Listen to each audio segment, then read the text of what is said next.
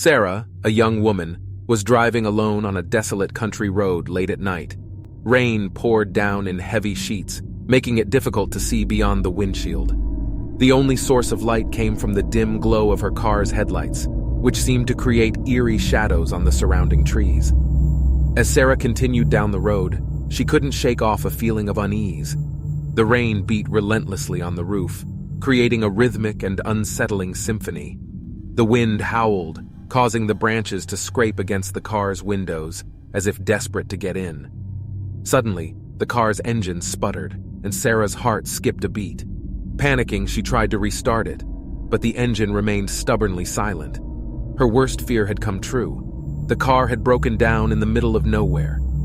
With no other choice, Sarah decided to stay in the car until help arrived.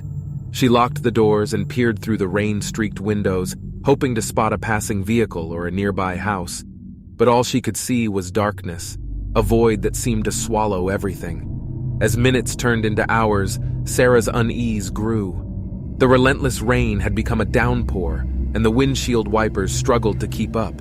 Suddenly, a flash of lightning illuminated the surroundings, revealing a figure standing on the side of the road.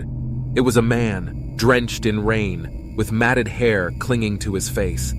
Sarah's heart raced as she watched him approach her car.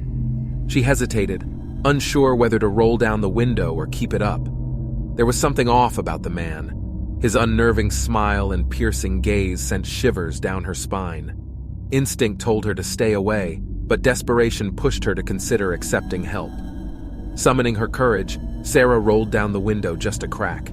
The man's voice was raspy, filled with an eerie calmness. "Do you need a ride?"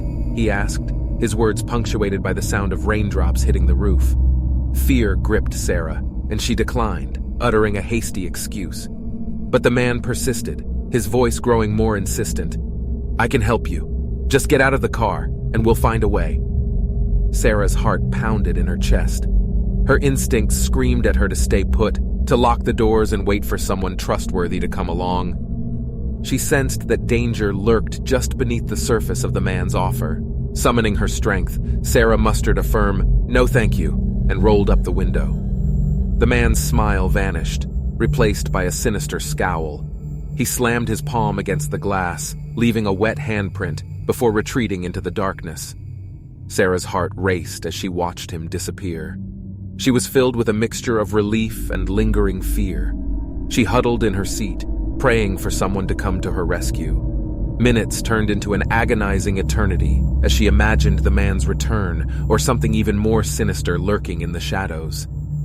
Finally, the distant sound of an approaching vehicle broke the silence.